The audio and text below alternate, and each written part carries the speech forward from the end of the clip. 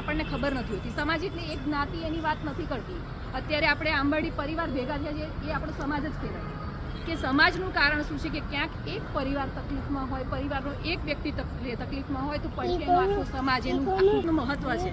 પણ અત્યારે આપણે કેવું વિચારીએ ખબર છે, કોઈ દીકરીને કંઈક તકલીફ થઈ હોય, બળાત્કાર થયો હોય કે એની સાથે કંઈક ગેરકૃત્ય થયું હોય અથવા સાસરીમાં તકલીફ થઈ પાછી આવી હોય ને તો બધા એવું વિચારે કે સમાજવાળા શું કહે છે, સમાજને અમે શું જવાબ આપશું.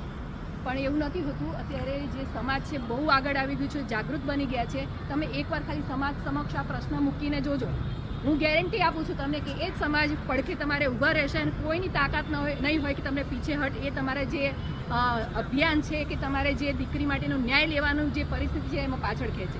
તો આ પરિવાર, આ સમાજ જ તમને મદદરૂપ થશે. અત્યારે હું સેલ્ફ ડિફેન્સનું કેમ્પેનિંગ અભિયાન ચલાવી રહી છું કે જેમાં નાની નાની જે દીકરીઓ હોય 5 વર્ષથી લઈને પછી કોઈ વય મર્યાદા મેં રાખી નથી. હમણાં 19 તારીખે મારે કેમ્પ ચાલુ થવાનો છે.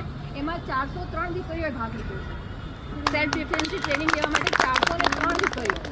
કેમ? અત્યારે તમે જોવો છો દિવસે દિવસે નાની 6 મહિનાની આપણી દીકરી એ સુરક્ષિત નથી. જગ્યાએ જગ્યાએ એવી ઘટના થાય છે, એમ સમજી લો કે આ માનસિક વિકૃતિવાળા રાક્ષસો છે કે એમાં આપણે બધા કશું જ નથી કરી શકવાના. એમાં આપણે બધાએ જાગૃત થઈને આપણી દીકરીઓને સક્ષમ કરવી પડશે ને આપણા બાળકો જે દીકરા છે ને એના ઉપર થોડુંક સંયમ લાવવું પડશે. એક મહિલાની, એક દીકરીની, એક બહેનની શું રિસ્પેક્ટ હોય, એનું મહત્વ